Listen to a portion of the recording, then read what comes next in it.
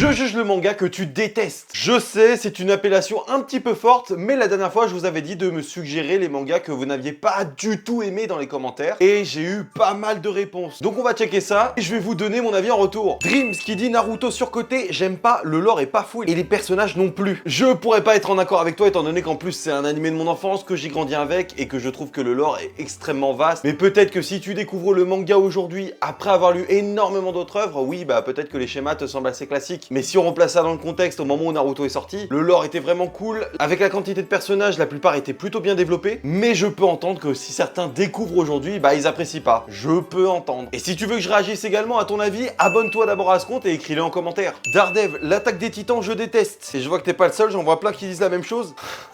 C'est mon manga top 2 maintenant, non? Non, je trouve que pour l'originalité du concept, de l'histoire, de son écriture, des personnages, de leur évolution, j'ai passé tellement de bons moments aussi à théoriser sur chacune des sorties de chapitres. Donc ouais, non, je suis pas du tout d'accord. Lisandre qui dit Demon Slayer, surcoté à la mort, et je dirais même mauvais. Bah écoute, je pense qu'il y a plein de gens quand même qui s'accordent avec toi. Je sais pas s'il y en a qui iraient jusqu'à dire mauvais. Maintenant, c'est vrai que les gens qui ont, comme moi d'ailleurs, ont découvert l'œuvre à travers l'animé, on s'en est quand même pris plein les yeux, et je pense que c'est clairement pour ça qu'il a explosé. Même si je dis ça, si j'ai souvenir, je crois que le manga cartonnait aussi au Japon avant même que l'animé sorte. Donc bon, maintenant oui, je trouve pas l'histoire originale du tout, et je l'ai consommé uniquement pour l'animation au départ. Et puis donc bah après j'ai voulu terminer l'histoire. Mais oui, c'est vrai que sans ça, je suis pas sûr que j'aurais continué le manga. Et on va terminer aujourd'hui par Tony qui dit Jagan, j'ai trouvé ça nul à chier. Et bah écoute, je sais que Jagan a une énorme communauté que beaucoup de gens ont adoré. Moi, je me suis contenté juste du premier tome. Et j'avoue que je saurais pas expliquer pourquoi. Mais le premier tome m'a mis ultra mal à l'aise. Alors qu'il y a plein d'autres mangas que je lis dans des délires un peu particuliers ou quoi qui